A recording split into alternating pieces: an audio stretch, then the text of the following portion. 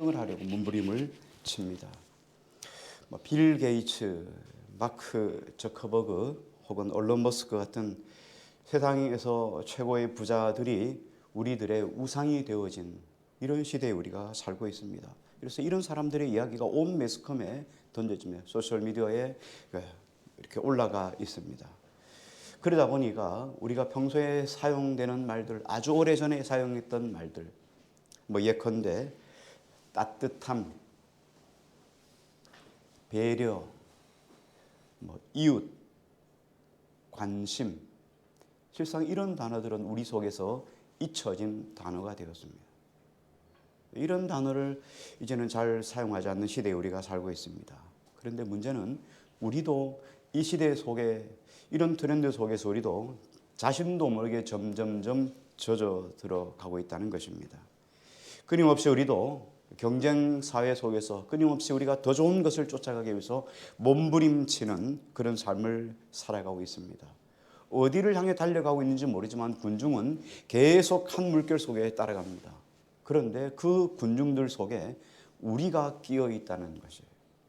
우리도 그 군중들 속에서 그들이 무엇을 쫓아가는지 모르지만 그들이 경쟁하며 쫓아가는 그 길에 우리도 편성해서 같이 따라가고 있다는 거죠.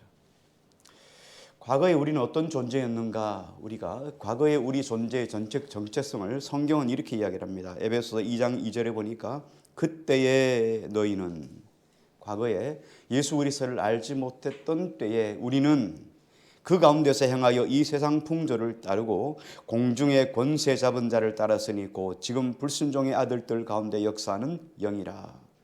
세상 풍조를 따라갔던 것, 그것을 당연하게 생각했던 사람들이 오늘 저와 여러분들이었어요. 예수 그리스도를 믿기 전에 우리의 모습이었어요.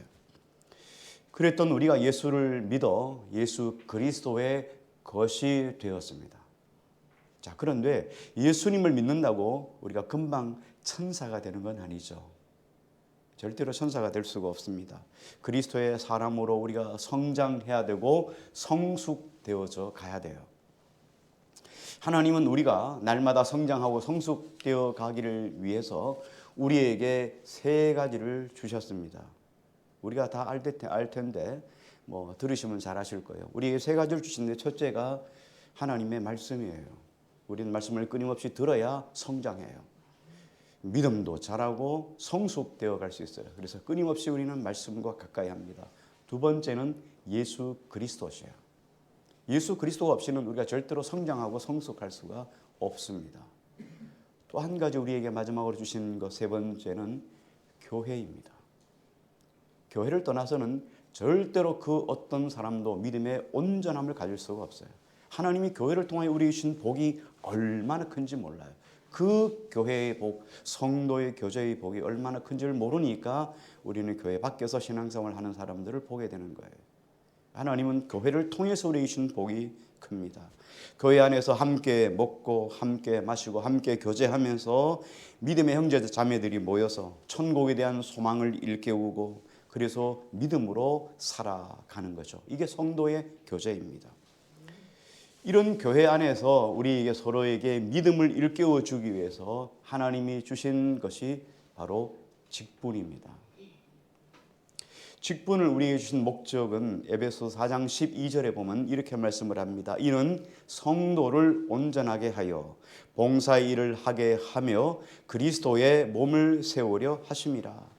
이렇게 그리스도의 몸을 세워가는 이유가 뭐냐면 그리스도의 장성한 분량이 충만한 데까지 이르게 하기 위함이라. 우리가 그리스도 예수를 닮아가는 장성한 분량, 그리스도와 견주어가는 이런 성숙된 삶을 위해서 하나님은 우리에게 직분을 주신 거예요. 이 자리에 우리가 꼭 가야 될 이유가 있습니다. 그리스도 예수의 장성한 분량 가운데 서야 될 이유가 연결된 에베소 4장 14절에 보면 이렇게 말씀을 하죠. 이는 우리가 이제부터 어린 나이가 되지 아니하여 사람의 속임수와 간사한 유혹에 빠져 온갖 교훈의 풍조에 밀려 요동하지 않게 하려 함이라. 세상 풍조에 밀려 요동하지 않게 하시려고 하나님 교회 안에 두게 하시고 직분자들을 통해서 함께 세워가게 하신 것이죠. 전에 예수 그리스도를 믿지 못했을 때, 알지 못했을 때 우리는 세상 풍조에 떠내려가다가 주님 앞에 들어와서 이 교회 안에서 믿음의 성숙을 가져감으로 세상 풍조에 요동하지 않고 견고하게 설 수 있도록 우리 주님께서 교회라고 하는 공동체를 주셨고 직분자를 주셔서 함께 세워져 가게 하셨다. 그러므로 우리가 세상 속에 살아가기 위해서는 우리가 여전히 그리스도인으로 살아가지만 우리는 세상에 살고 있어요. 그래서 우리가 깨어 있어야 됩니다.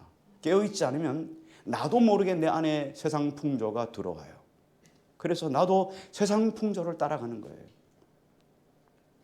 여러분이 매스컴을 많이 접하죠. TV, 신문, 요즘 TV 많이 보잖아요. 인터넷 보시면서 우리는 그 TV 속에서 TV가 우리에게 주시는 것들, 하다못해 광고 하나라도 광고를 만드는 사람의 의도가 광고를 통해서 우리에게 들어오는 거예요. 그럼 들어올 때 우리가 어떻습니까? 그걸 우리의 것으로 받아들이는 거예요. 이게 세상의 풍조예요. 그래서 약선전을 하면 저 약을 안 먹으면 내가 죽을 것 같고, 그렇죠? 그렇게 소리의 잘못된 정보를 계속 받아들일 수밖에 없어요. 그래서 우리가 깨어있지 않으면 세상 풍조에 떠밀려갈 수밖에 없는 거죠. 마태복음 6장 25절 산상수훈에 보면은 예수님이 이렇게 말씀을 하셨습니다. 그러므로 내가 너희에게 이르노니 목숨을 위하여 무엇을 먹을까, 무엇을 마실까, 몸을 위하여 무엇을 입을까 염려하지 말라. 목숨이 음식보다 중하지 아니하며 몸이 의복보다 중하지 아니하냐. 예수님이 무엇을 먹을까, 무엇을 마실까 염려하지 말라 하시면서 우리에게 비유로 주신 것이 뭐냐면 공중나는 새, 그리고 들에 핀 백합화예요. 공중나는 새가 곡식을 모아서 저장하는 거 봤느냐? 들에 핀 백합화가 옷을 여러 벌 놔두고 다음번에 다음 절기에 이 옷을 입어야겠다 걱정하고 염려하는 거 봤느냐? 근데 우리는 평생 살아가면서 먹고 마시는 것을 염려하고 있어요. 예수님이 이 말씀을 주시면서 뭐라 말씀하십니까? 공중나는 새 들에 핀 백합화를 보면서 하물며 너희일까 보냐. 하나님께서 우리를 먹이고 입히신다는데 우리는 그 말씀을 믿지만 세상 풍조에 떠내려가다 보니까 먹고 마시는 문제, 장차 먹고 마시는 문제 걱정하고 염려하고 있는 거예요. 마태복음 6장 34절에 보니까 그러므로 내일 일을 위하여 염려하지 말라. 내일 일은 내일이 염려할 것이요 한날의 괴로움은 그날로 족하니라.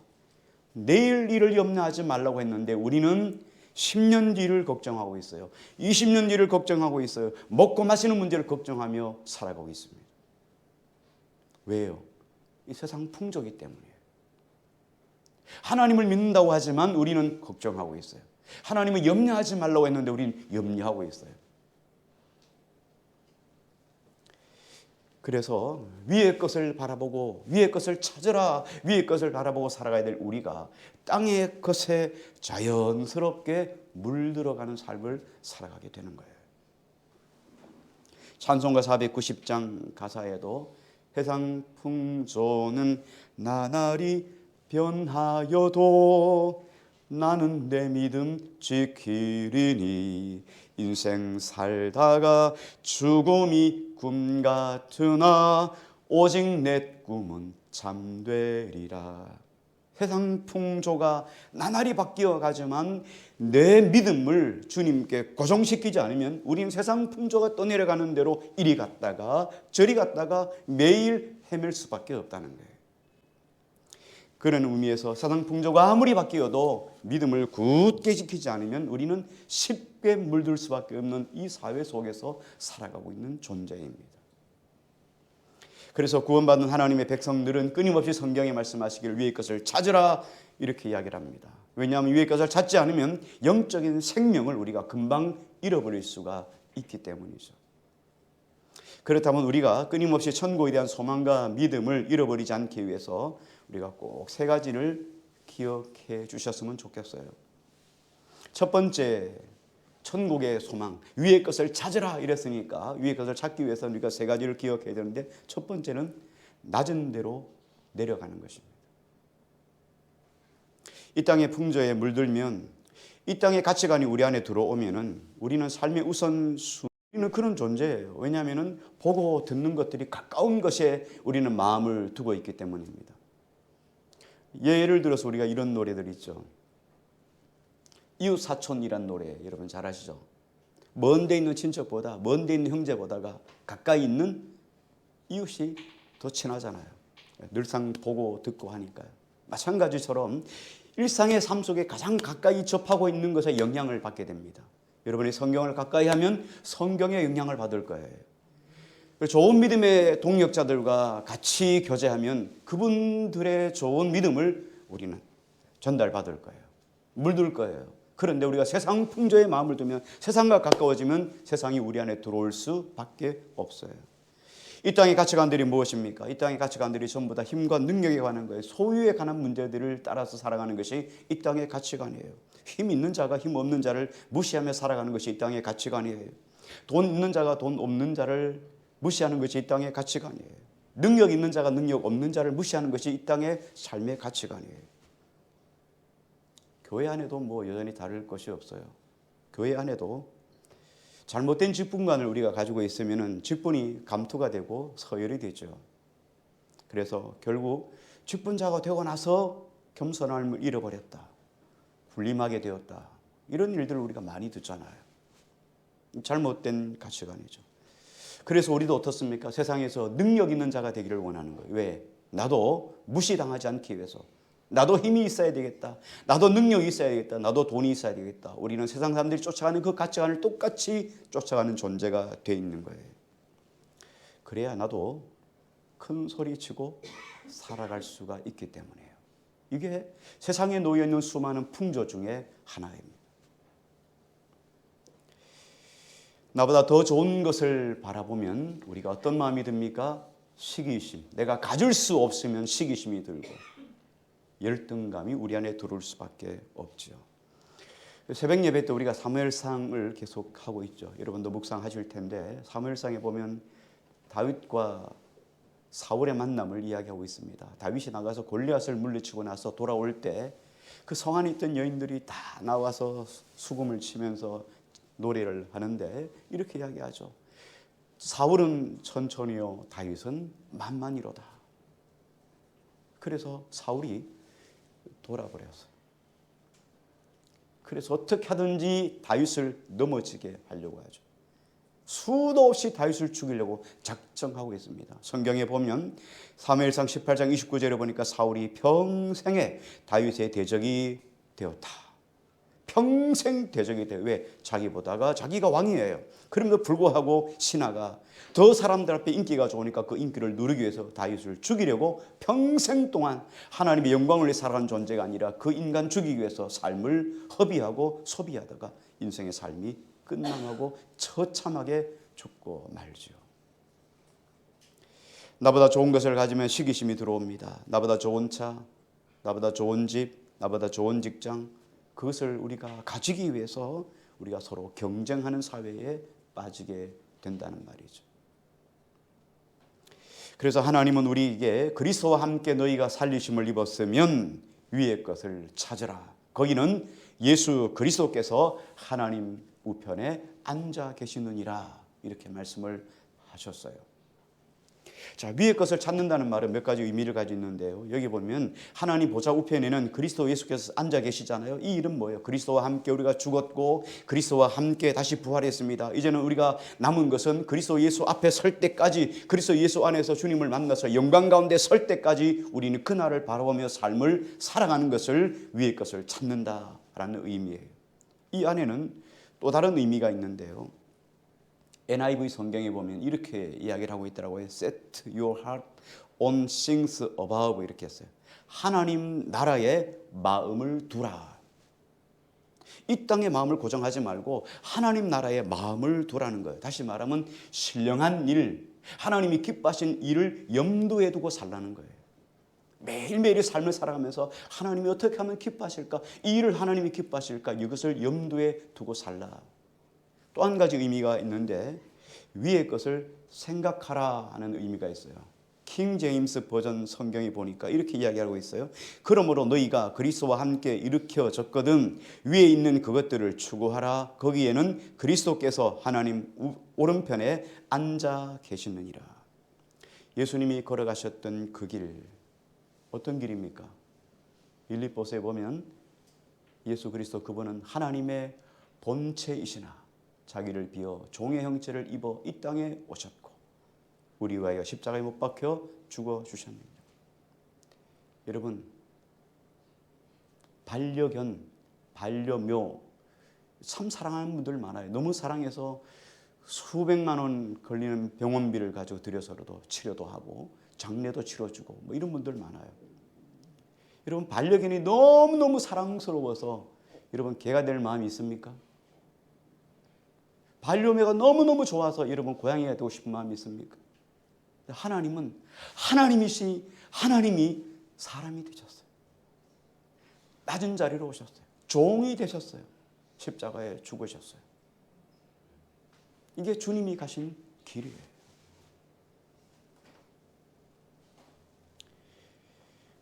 주님이 가신 그 길을 바로 바라보면 그제서야 내가 이 땅에 살아가는 삶이 경쟁의 삶이 아니라 낮은 자리로 가야 된다는 것을 알게 되는 거죠. 나의 자리보다 더 높은 것을 바라보면 열등감, 시기심이 들어오지만 주님께서 걸어가신 그 낮은 길을 걸어가면 우리가 얼마나 내가 풍성한 삶을 살고 있는지를 깨닫게 되는 거예요. 많은 사람들이 이런 이야기를 합니다. 뭐 인터넷 같은 데도 보니까 그런 게 많아요. 여행 때문에 조금 뒤져보다 보니까 한국 사람들이 얼마나 대단한 사람인지 한국 사람만 모른다. 외국에 나오면 한국 사람이 얼마나 대단한지 몰라. 여권의 파워가 우리나라가 여권의 파워가 세계 2위입니다. 세계 어느 나라든지 못 가는 나라가 없어요. 근데 1위가 일본입니다. 근데 2위가 우리나라인데 일본하고 우리나라하고 차이가 한 나라 차이밖에 안 나요. 그러니까 우리나라가 대단한 나라이잖아요. 그러므로 우리가 늘 부족하고 약하다 이렇게 생각하며 사는 존재가 아니라 더 나은 사람만 바라보니까 우리가 이런 존재로 삶을 살아가는 거죠. 그래서 우리가 끊임없이 낮은 자리로 내려갔으면 좋겠다는 겁니다. 르완다를 우리가 다녀왔는데 19시간이 걸리더라고요. 가는데 19시간, 올 때는 조금 이제 제트 기류를 탄다고 합니다. 그래서 14시간이 걸렸습니다. 장로님이 자리를 끊으실 때 거기다가 플러스 $100를 더하면 그 비상구 같은 이렇게 자리 앞에 좀 널찍한 자리 자리를 끊을 수 있습니다. $100 비싸죠. 13만 원 정도 되는데 그 자리를 끊으면 다리를 쭉 펴고 갈 수 있어요. 저 같은 쇼다리는 그리고도 여전히 이만큼이 남아요. 상당히 넓은 자리죠. 그러면서 그 자리에 앉아서 편하게 갔다가 편하게 왔습니다. 그런데 그 자리에 앉으면서 갈 때는 별로 못 생각했는데 올 때는 그 르완다 사람들이 키가 크신 분도 있고 덩치가 큰 분도 있고 뭐 그 나라에서 오시는 분들도 있으니까 제가 올 때는 그 자리에 앉으면서 참 감사하는 마음을 더 많이 가졌어요. 옆에 보니까 저보다 덩치가 큰 사람들 그리고 키도 저보다 훨씬 큰 사람들 르완다 분들이 크신 분들은 2m 넘는 분들이 뭐 수도 없이 많더라고요. 그러니까 그분들이 앉으면 다리를 접으면 얼마나 다리가 길겠어요.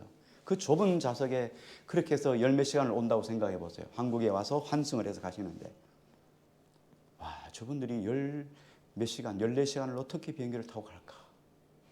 저는 막 그 다리를 쭉 펴고 와도 다리가 꼬여가지고 막 엉덩이 이리 돌렸다 저리 돌렸다 하는데 그분들은 얼마나 힘이 들까? 막 이런 생각하면서 깊이 감사했어요.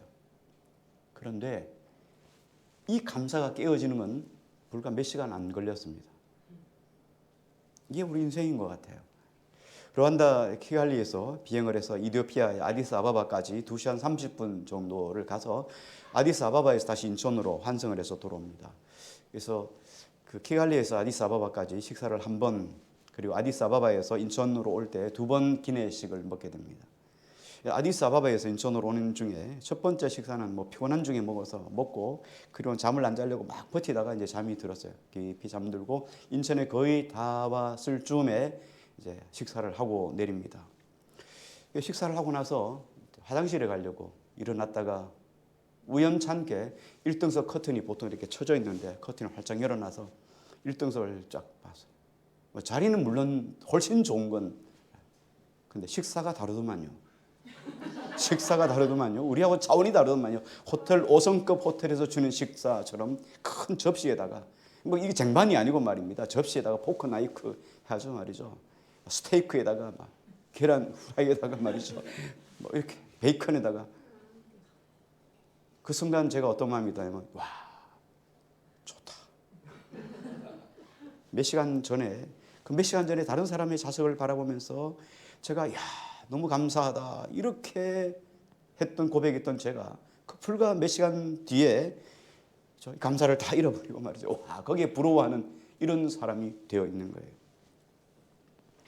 우리가 이 땅 살아가면서 나보다 더 좋은 자리에 있는 사람들을 안 보고 살아갈 수는 없잖아요.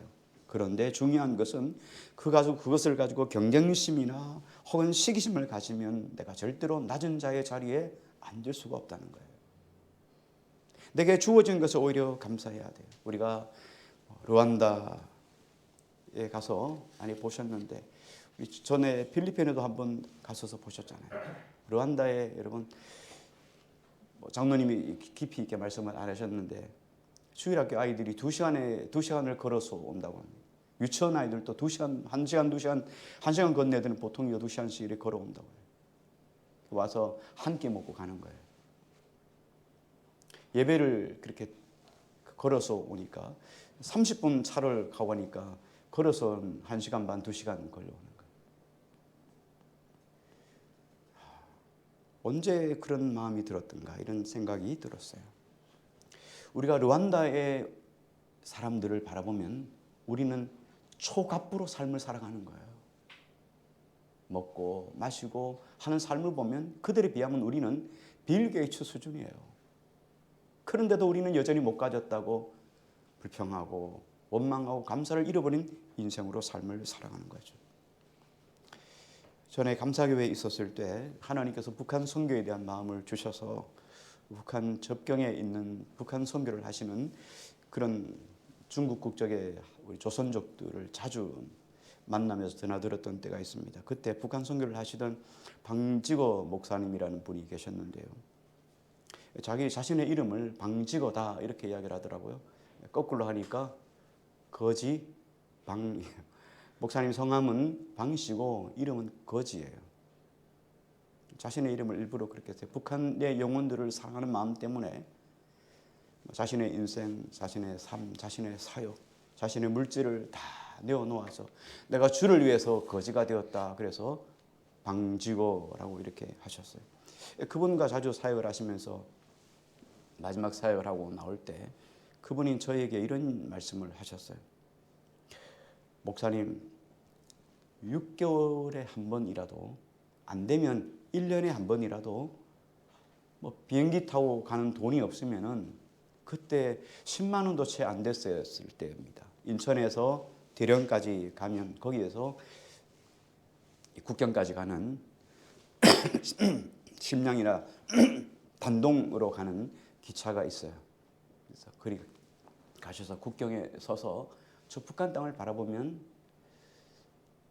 낮은 자리로 갈 수 있고 그리고 저 영혼들을 향해서 긍휼의 마음을 가지고 그 영혼들을 위해서 사랑하며 기도할 수 있습니다. 이런 말씀을 하셨어요. 그렇게라도 낮은 자리로 가야 할 때 우리는 우리 자신을 제대로 바라볼 수가 있어요. 끊임없이 위의 것을 찾는 예수 그리스도의 마음을 잃어버리지 않고 살아갈 수가 있습니다. 두 번째, 우리가 낮은 자의 자리에 들어가면 내가 얼마나 복받은 존재, 얼마나 내가 하나님께서 받은 것이 많은 존재인 것을 깨닫게 됩니다. 자, 그런데 거기서 끝이 나서는 안 됩니다.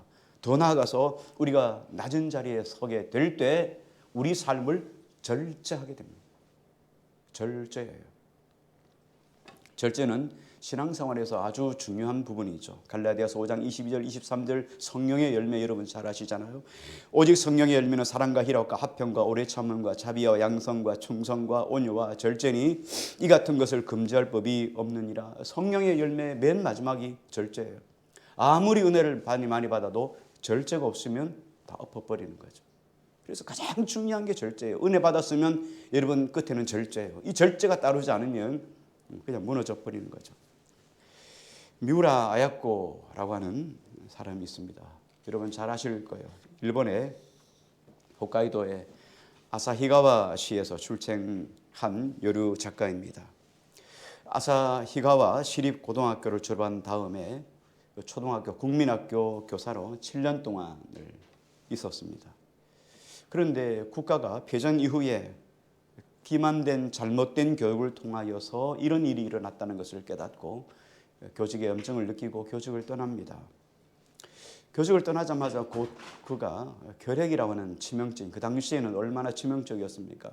이 결핵이라고 하는 병에 걸립니다. 그리고 투병을 13년 동안 투병 생활을 합니다.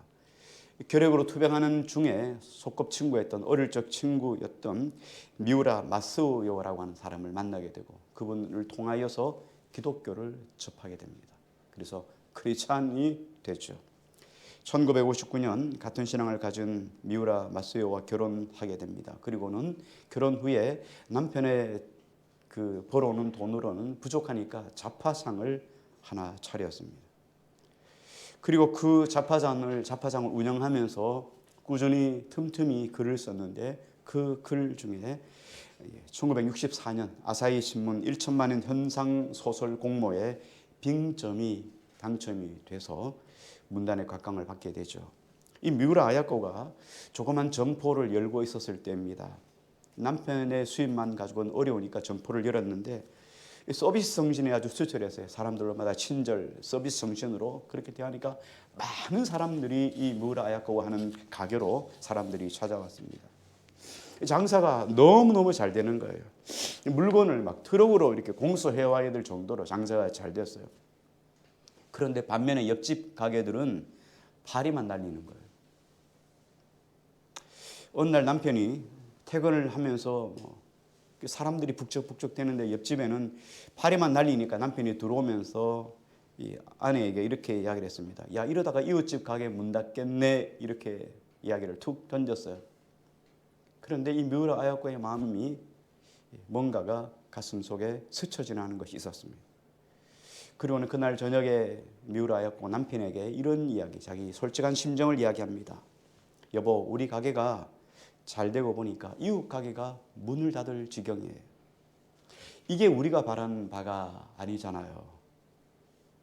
남편은 그런 아내가 참 자랑스럽습니다. 그래서 그 이후로 미우라 아야코는 가게의 규모를 축소했습니다. 파는 종류가 10가지라면 5가지는 아예 물건을 갖다 놓지 않고 5가지만 가져왔어요. 5가지만 파는 거예요. 그리고 사람들이 이 나머지 5가지를 찾으러 오면 이웃집 가게로 소개를 해 주었습니다. 그러다 보니까 시간이 많이 났어요. 그래 그 시간에 틈틈이 글을 쓰다가 작품이 된 것이 바로 빙점이라는 소설입니다. 미우라 아야코가 빙점이라는 글을 쓰게 된 데는 이런 적절한 절제가 있었기 때문입니다. 욕망을 절제하고 남을 배려하는 마음을 가졌기 때문에 이런 작품을 만들 수가 있었던 거죠. 사람은 산소를 필요로 하고 살아갑니다. 산소가 없으면 죽죠. 그래서 불을 켜면 예를 들어 텐트 같은 데에 불을 켜면 산소를 태우고 이산화탄소를 내잖아요. 그래서 이산화탄소가 많아지면 이산화탄소에 중독이 돼서 사람이 혼수 상태가 되었다가 결국 목숨을 잃기도 합니다. 그런데 우리가 이렇게 산소를 필요로 하지만 실상 우리 공기 중에 전체가 다 산소는 아닙니다. 산소는 21%로 딱 고정되어 있어요. 산소의 양이 21% 넘어가거나 줄어들면 곤란을 겪게 돼요. 하나님이 우리를 창조하실 때, 지구를 창조하실 때 산소 21% 딱 고정을 해놨어요. 변동이 없이 하나님은 그렇게 주셨어요. 이렇게 천지를 창조하신 하나님이 오늘 우리도 창조하셨어요. 그래서 우리에게도 이런 절제의 은혜를 주셨다. 그런데 우리 인생만 절제를 못하니까 10년 뒤를 걱정하고 내일 일을 걱정하고 먹고 마시는 것을 걱정하고 이렇게 삶을 살아가는 거예요. 그러므로 우리에게 필요한 것이 바로 자기 절제예요.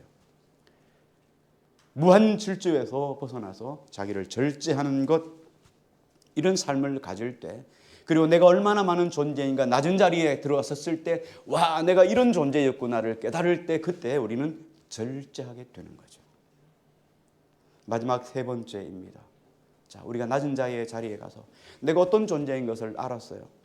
그리고 와, 내 인생의 삶이 이렇게 살아서는 안 되는구나. 내가 너무 부유한 삶을 살아서는 안 되겠구나. 르완다의 어른도 아이도 그 큰 무거운 짐을 지고 맨발로 걸어가고 있어요. 맨발로 고개를 꺾어. 근데 우리는 신발이 얼마나 많아요. 패션에 따라 다르고 사시사철에 따라 다르고 용도에 따라 다른 신발이 우리가 얼마나 준비하게 많아요. 신발장이 모자랄 정도로. 그러므로 우리 삶을 절제하는 거예요. 옷도 절제하고 쓰는 것도 절제하고 삶도 높은 것에 두지 않고 좀 더 한 단계 낮은 자리로 오늘 고정해서 삶을 살아가는 절제의 삶을 가지는 거예요. 그런데 이런 절제의 삶만 가지고는 살아가서는 안 돼요. 그 다음 세 번째 중요한 것이 뭐냐면 이 절제한 것의 한 부분을 우리는 하나님 앞에 흘러내려야 돼요. 왜 아낍니까? 왜 절제합니까? 쌓아두려고 절제하는 게 아니에요. 하나님께서 우리에게 부어주신 것을 다른 부분으로 흘러내리기 위해서 우리 삶을 절제하는 거예요. 누가복음 16장에 보면 여러분이 잘 아시는 부자와 나사로의 비유가 있습니다. 부자는 성경에 보니까 연락했대서 매일매일 잔치를 벌이고 연락합니다. 즐거움을 가지고 살아갑니다. 그런데 그 부잣집의 대문간에는 나사로와 하는 거지가 있어요. 몸은 불편하고 헌디가 나서 아무도 찾아주지 않는, 아무도 돌아보지 않는 사람인데 이 사람은 부잣집에서 떨어지는 매일매일 벌이는 잔치상에서 떨어진 것들을 먹는 부스러기를 먹고 삶을 살아가는 거예요. 이 부자는 이 땅 가운데 살아가는 동안에 한 번도 나사로에게 관심이 없었어요. 그 집을 드나들면서도 나사로에게는 한 번도 그를 대접하거나 한 적이 없어요. 죽어서 지옥에 던져지죠. 그리고 뭐 그 뒤에 이야기는 여러분 잘 아실 거예요. 결국 그는 하나님 앞에 심판을 받고 지옥에 던져집니다. 우리가 이렇게 연약한 자들을 돌아보지 않는다고 해서 지옥에 떨어진다 뭐 이런 이야기 절대 아닙니다. 이런 이야기가 아니에요.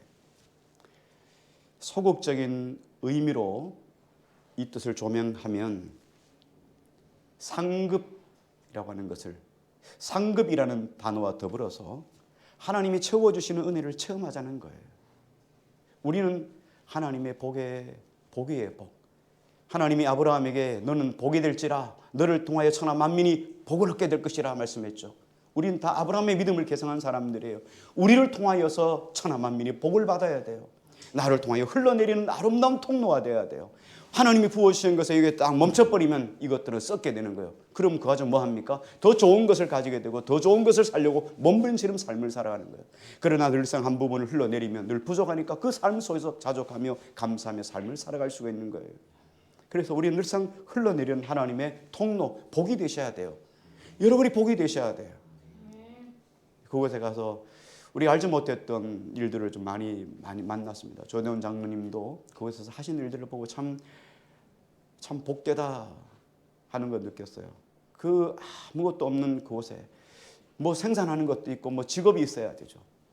근데 그곳에 있는 신학생들 10명을 그 4년 졸업할 때까지 모든 것들을 공급하면서 장 등록금도 뭐 이렇게 공급하면서 그 아이들을 세워가는 걸 봅니다. 그 아이들이 르완다의 미래를 짊어져 갈 게 아니겠습니까? 그래요. 장로님이 하신 것들은 다 잊어질 수 있습니다. 세월이 지나면 다 잊어질 수 있지만 하나님 앞에는 절대 잊어질 수가 없다는 거예요. 우리 주님 만날 때 주님이 뭐라고 하시죠? 내가 지극히 작은 일에 충성하였으므로 내게 큰 것을 도와여 주리라. 주님 난 한 적이 없는데요.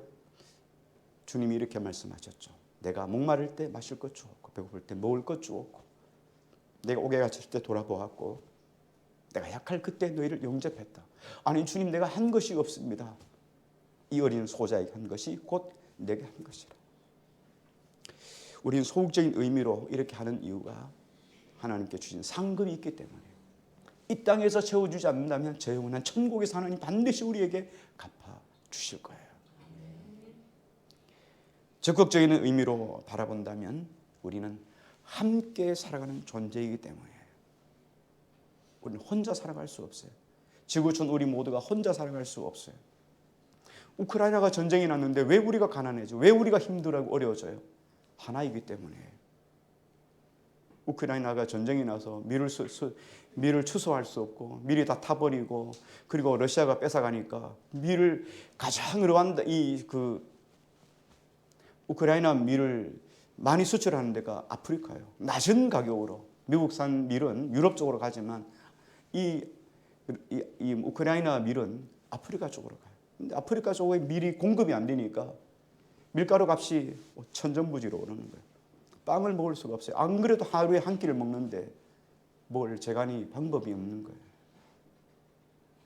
우리는 다 함께 살아가는 존재이기 때문에 그래요. 어느 한쪽에서 전쟁이 일어나면 기름이 공급이 안 되면 우리가 다 어려운 삶을 살아가는 거예요. 그래서 같이 살아가야 돼요. 이게 주님께서 우리에게 주신 큰 의미의 적극적인 의미의 마음이죠. 고린도후서 8장 14절 15절에 이렇게 말씀합니다. 이제 너희의 넉넉한 것으로 그들의 부족한 것을 보충함은 후에 그들의 넉넉한 것으로 너희의 부족한 것을 보충하여 균등하게 하려 함이라. 기록된 것 같이 많이 거둔 자도 남지 아니하였고 적게 거둔 자도 모자라지 아니하였느니라. 우리 인생의 삶이 그래요. 내가 많은 것을 받았으면 많은 것을 남긴 것처럼 보이는데 결국은 남은 것은 뭐 똑같아요. 하나님 우리에게 많은 것을 주신 이유는 뭐예요? 낮은 자로 흘러내려 균등하게 하려 함이라는 거예요. 잠언 19장 17절 가난한 자를 불쌍히 여기는 것은 여호와께 구이는 것이니 그의 선행을 그에게 갚아 주시리라. 하나님을 빚쟁이로 만들어야 돼요. 그래야 복을 받아요. 가장 낮은 자리로 자꾸 흘러내리고 도와줄 때 하나님이 빚쟁이가 되셔서 갚아주신다는 거예요. 잠언 22장 1절 가난한 자와 부한 자가 함께 살거니와 그 모두를 지으신 이는 여호와시니라. 하나님이 가난한 자도 지으셨다는 거예요. 왜요? 부자만 지으면 안 될까요? 왜 하나님이 가난한 자를 지으셔서 우리 옆에 두셨을까요? 우리 삶이 이렇게 유효한 자로 나누는 자로 하나님 세우시기 위함이에요. 이게 그리스도 예수의 마음이기 때문에 주님은 다 나누시고 생명까지 나누어 주시지 않았습니다. 잠언 11장 24절 25절 흩어 구제하여도 더욱 부하게 되는 일이 있나니 과도히 아껴도 가난하게 될 뿐이라. 구제를 좋아하는 자는 풍성해질 것이요 남을 윤택하게 하는 자는 자기도 윤택하여지리라. 심은 대로 거두는 것이 하나님의 나라의 법칙이에요.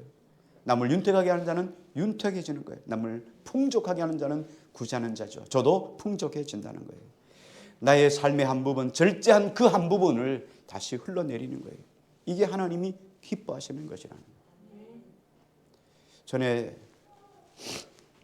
목회할 때 한 집사님 이야기를 잠깐 소개하려고 합니다. 이분 가정에 우리 자녀가 있어요. 어린 자녀가 있는데 이 자녀를 가서 시장에 가서 옷을 사면 꼭 두 벌을 사요. 그 가정에 목회자 자녀의 가정에 고만한 아이가 하나 있거든요. 근데 이분은 가면 꼭 두 개를 사가지고 한 개는 목회자 자녀에게 나누어 주는 거예요. 한두 번이 아니고 늘상 일상의 삶 속에 그래요. 뭐 과일을 사도 하나 사서 그 아이에게 주고. 그분은 자기 몸으로 이 아이를 낳지 않았지만 목회자 자녀를 낳지 않았지만 믿음으로 또 영적으로 양육하는 거예요. 입양한 거나 다를 바가 없죠. 감사교회에 있을 때 몽골에 선교를 많이 했습니다. 몽골 선교사님과 또 연결이 돼서 몽골 선교를 많이 했는데 그때 몽골도 뭐 처지가 그 당시에는 지금은 많이 좋아졌습니다. 몽골 사람들이 워낙 많이 한국에 나와 돈을 벌어 가서 경제가 좀 많이 살았죠. 우리가 독일에 광부로 간 것과 같이요.